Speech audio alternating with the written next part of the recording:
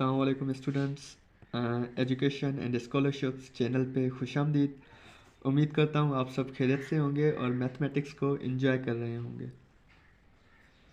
तो आज हम अपने प्रीवियस टॉपिक जो कि था द रियल नंबर सिस्टम उसको कैरी ऑन करेंगे और उसकी कुछ प्रॉपर्टीज़ हैं जिनको समझने की कोशिश करेंगे कि क्या क्या प्रॉपर्टीज़ हैं द रियल नंबर सिस्टम की। सिंपल ऊपर ऊपर लिखा हुआ है जैसे field axioms for addition and multiplication. Simple आप इसको प्रॉपर्टीज़ कंसीडर कर लें, ठीक है ना, आसान भाषा में जैसे 3 इडियट में बोलता है तो भी कोई हर्ज नहीं इसमें। और फील्ड एग्जाम्स आप इसको पढ़ें तो भी बेहतर है। और बेसिकली फील्ड क्या होती है ये आगे डेफिनेशन भी हम आपको बता देंगे प्रॉपर्टीज़ के एंड पे, क्योंकि आप पहले प्रॉपर्टीज़ पढ़ेंगे उसके बाद ही आपको डेफिनेशन समझ में आएगी, ये मेरा ख्याल है, ठीक है ना। तो कोशिश करेंगे, अगर ना आए तो फिर आप जो है ना रिवर्स में पहले आगे चले जाइएगा, डेफिनेशन पढ़ के फिर आके ये प्रॉपर्टीज़ पढ़ लीजिएगा। लेकिन मेरी यही सजेशन है कि पहले आप प्रॉपर्टीज़ पढ़ते जाएं, उसके बाद ही आपको फील्ड आसानी से समझ आ जाएगी इंशाल्लाह।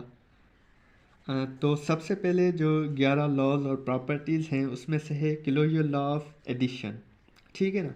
तो बहुत ही आसान है, यहाँ पे आप देख सकते हैं कि a plus B belongs to real number where a and b belongs to real number.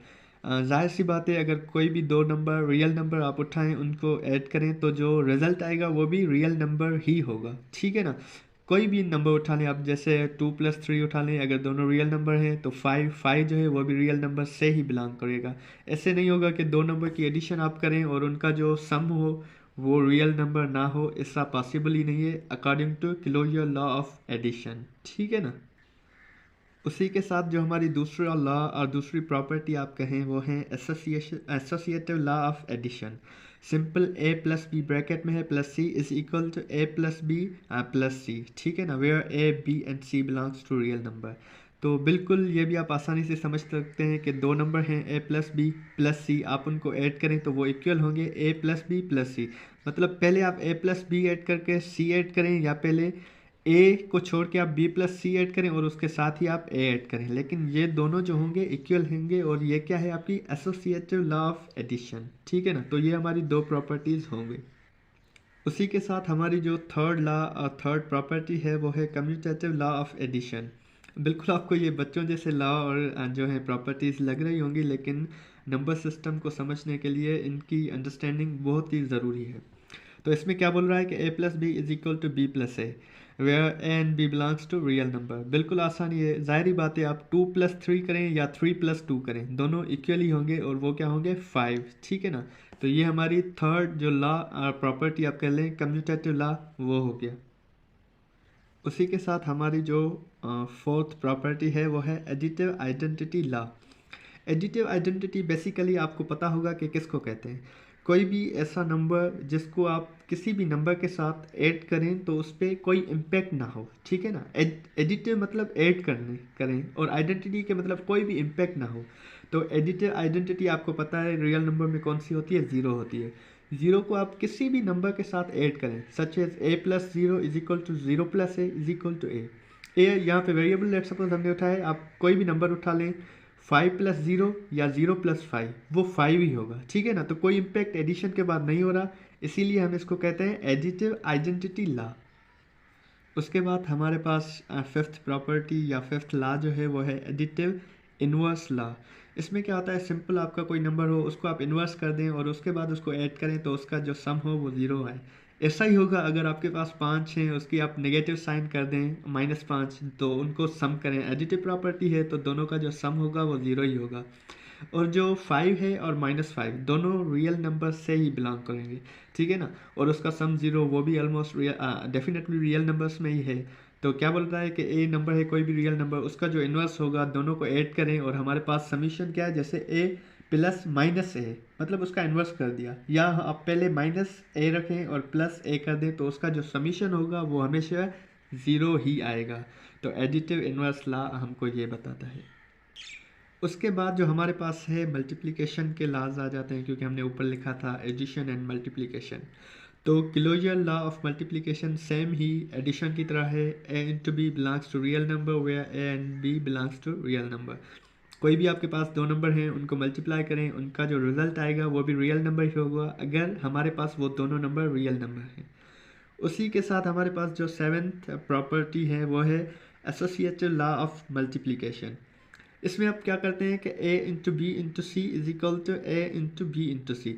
मतलब पहले आप ब्रैकेट सॉल्व करें, कोई भी दो नंबर मल्टीप्लाई करें, उनको फिर थर्ड नंबर के साथ मल्टीप्लाई करें, तो वो जो इक्वल होगा वो दोनों जो लास्ट वाले नंबर हैं उनको आप पहले मल्टीप्लाई करें और फिर उसके बाद जो फर्स्ट टर्म है a उसके साथ मल्टीप्लाई करें। लेट सपोज 2 इंटू 3 कितने हो गए? ये 2 इंटू 3 6 हो गए और उसको आपने 3 के साथ मल्टीप्लाई कर दिया तो ये हो गया 18।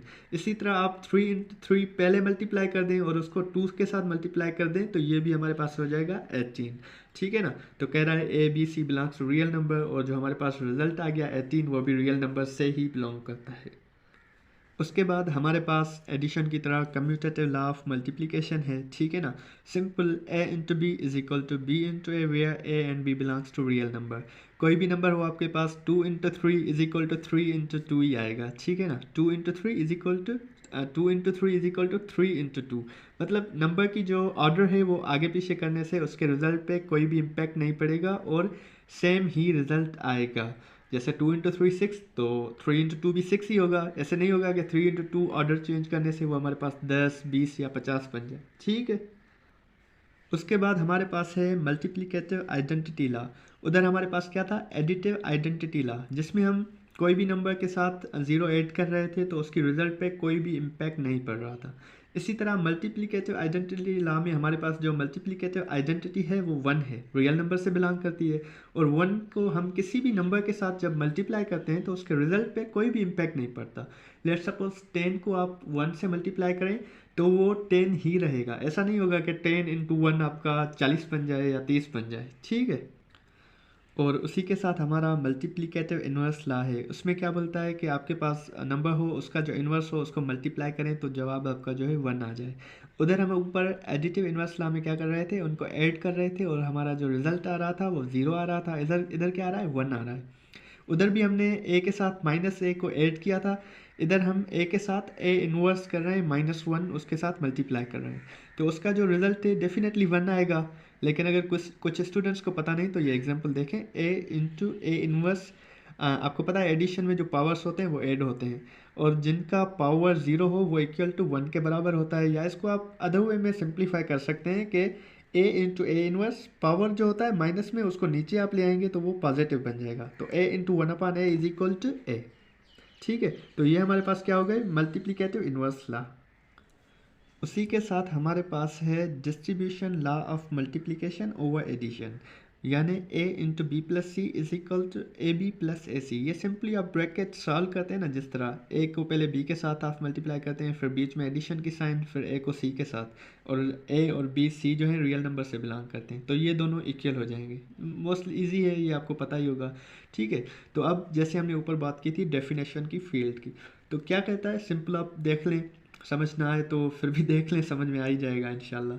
A number system with 2 operations satisfying the above 11 axioms is called a field. Thus real numbers form a field. Simple जो ऊपर हमने 11 प्रॉपर्टीज एग्जाम्स, आप जो भी समझें आपको लिए आसान हो, वो हमने पढ़ी है। अगर कोई भी जो ऑपरेशन है, ठीक है ना, वो इसको सेटिस्फाई करता है तो वो फील्ड है। और अब हमने इधर से अखज़ कर लिया, ठीक है ना, या अज्यूम कर लिया कि जो 10 रियल नंबर्स हैं वो एक फील्ड को फॉर्म करते हैं। ठीक है। उम्मीद करता हूँ आपको ये 11 प्रॉपर्टीज़ अच्छी तरह समझ में आ गई होंगी। अगर नहीं आई तो आप एक मरतबा रिवाइज़ कर लीजिएगा। इंशाल्लाह हम अगले वीडियो में, अगले लेक्चर में इंशाल्लाह कोर्स को आगे लेके चलेंगे। Thank you so much.